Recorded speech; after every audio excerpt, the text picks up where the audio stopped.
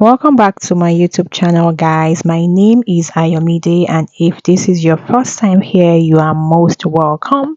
In this tutorial, I would be sharing how I made this blouse that has a cutout around the armhole area.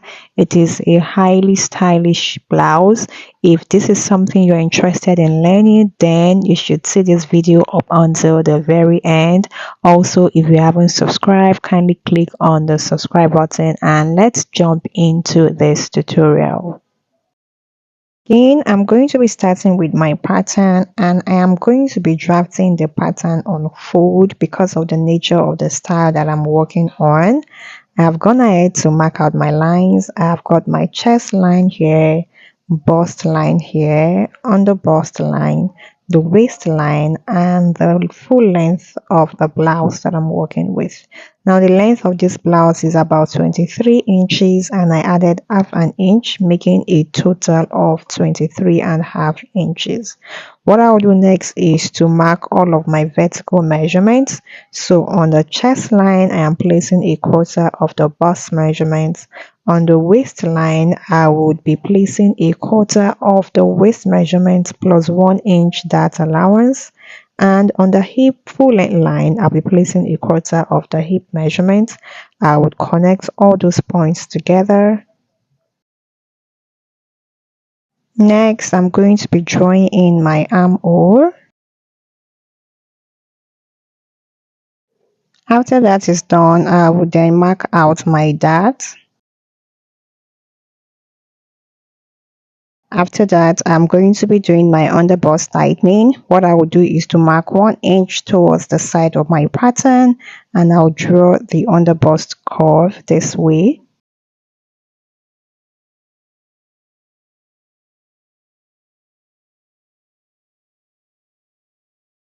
I'm going to be opting for a princess dart around the armhole area. So I'm getting the midpoint of the armhole and I'm taking half an inch on both sides for the dart. I'll connect that to the waist dart that I have, and I'm going to be smoothing that sharp edge I have around the bust area. This blouse is going to be a sleeveless blouse, so I'm going to be taking some measurements off the shoulder. I want my total length of the shoulder to be 3 inches, so I'm just going over to mark 3 inches, and then I would redraw my armhole. You can actually redraw your armhole before taking out your darts, or you can take out your darts before you redraw your armhole. So this part of the armhole, I'll just take it out on the outside a little bit so that I can have a total of 1 inch for the dart. Now there's something called dart train, so I want to make sure that my measurements would match up when I take out this dart. So I'm just going over to close my dart, and I'm marking the point where it matches up to the other side of the armhole, and this would help ensure that my both fabric pieces would match up when I am sewing, and I'm not short of measurements when I need to sew. So what I will do next is to take out some measurements by the side. So I'm marking 1.5 inch away from the side so that I can have a curve around the side. And after that is done, I'm going to be tracing this pattern onto the other side of my pattern paper using my tracing wheel.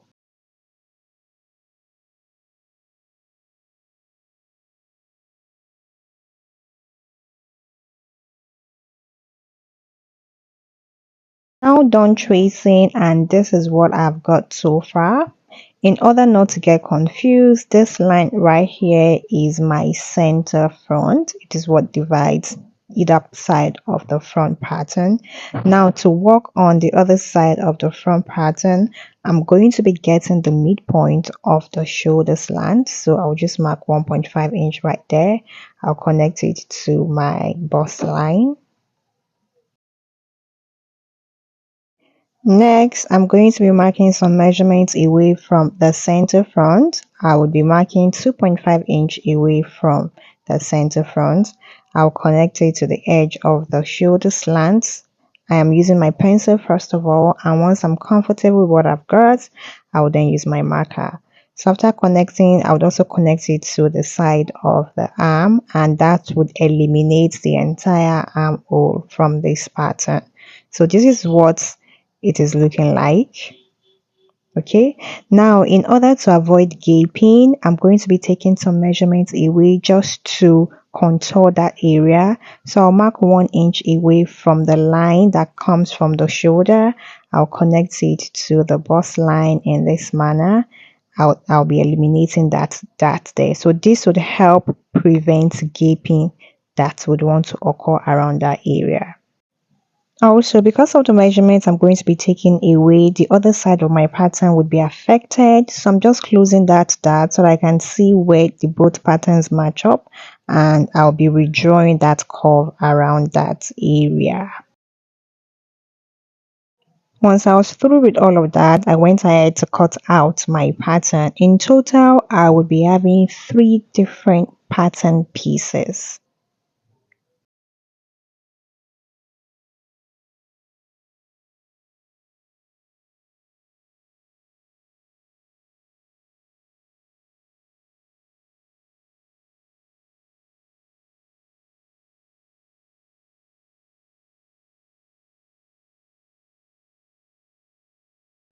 I am done cutting, and these are the pattern pieces that I would be working on for the front. It is now time to work on the back pattern. For the back pattern, I'm going to be drafting the pattern on fold 2, as you can see right here, and I have gone ahead to draft a basic bodice pattern. The alteration for the back is not really much or complicated like that of the front. The first thing I will do is to adjust the shoulder width of the back just like I did for the front, and then I would redraw the armhole. After that, I am going to be using my tracing wheel to transfer this pattern to the other side of my pattern paper, and then I would trim this out. This is what I have after I was done with the back. What I'll do next is to place my pin along the line of the zipper allowance so that I can have the entire back piece without any extra allowance. What my back pattern looks like once I was through with the process I just illustrated. Next, I will be grabbing my front, especially the center front, and I will place my back pattern on it just to be sure of the side that I will be doing the alteration on. So the alteration would fall on this side of the back, and I'll just replicate something similar on this side of the back pattern. To do that, the first thing I will do is to take out the neckline for the back. Next, I'll be using my pencil to draw a straight line that stops about half an inch away from the dart and is going to be ending on the chest line. Once I was done drafting out the part of the back I will be taking out, I went ahead to use my scissors to cut out the back pattern. And guys, this is what my back pattern is looking like. This is the pattern I'm going to be working with. I'll proceed and cut out on my fabric and also on my lining, and then we will proceed with the sewing process of this blouse. I am done cutting on my fabric, and this is what I've got so far. This is the front. I've got the main fabric and the lining, and I have equally ironed in interfacing on both of them, focusing especially on the bust area. I've also got one part of the side and the other part of the side front too. I've got the main fabric and the lining, and I've equally ironed in interfacing. For the back also, I've got the main fabric and the lining for the respective pieces for the back. Now you will need to be careful when cutting out so that each of your front and back can properly align, especially around the armhole area. It is now time to begin sewing. To sew, I'll be joining both the center front to the side front. I'll repeat likewise for the lining. And for the back, the first thing I will do is to pick my dart. That's because I still have my dart allowance at the back. I will do this for both the main fabric and also the lining. I am done sewing and this is what my front is looking like, and this is what my back is looking like. I've equally did likewise for the lining, and this is what my back lining is also looking like too. I've also got my front lining right here. This is what the lining for the front is looking like. Before going ahead to continue sewing, I will need to alter that cutout area. Bringing back my pattern on my fabric, I realized that the cut I had on the pattern is not as deep as I want it to be on the fabric. So I want to go over and redo the cut. So here I'm going over to just mark my chest line on my fabric, and then I'll be marking some inches away from that chest line, and I will be cutting that part of the fabric out.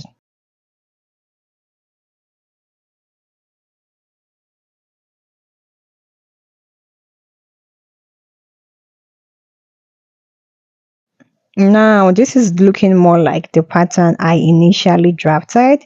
I think it is actually better that it is shallow and then you can go deep than for it to be too deep and there won't be any remedy for it. To move on, I'll be joining both the front and the back together along the shoulder only for now. I would also repeat likewise for the lining too. And once I was done with that, this is what I have got. This is my main fabric joined together along the shoulder, and this is my lining also joined together along the shoulder.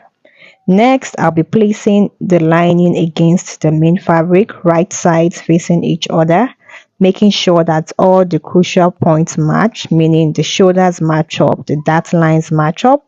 I'll go ahead and turn the main fabric with the lining rather. So guys, I'll be proceeding to my sewing machine, turn it first around the neckline, turn it around the armhole on either side of this blouse, and also touch it up a little bit around the sides. And I would also sew the hem too. I'm not going to be touching the zipper allowance because I need space to be able to bring out this blouse. So I'll go ahead to do this and show us what it looks like. After sewing, this is what I've got so far. I stitched it around the neckline, around the armhole, leaving only the zipper area to be open-ended. Next, I will be trimming off the lining. This part of the lining that I had not trimmed, I'll trim it off. I'll also trim the neckline area to allow easy turning. But please, let me warn you that do not trim too close to your stitch line so that your stitch does not cut, because that was what I battled with. It is now time to turn my fabric to the right side, and I'll be doing this through the zipper allowance area. So what I'll do is to carefully bring out my fabric to the right side. For this particular process, you need a lot of patience because the space around the shoulder is not so wide and you need to bring out that bulk of fabric through that space.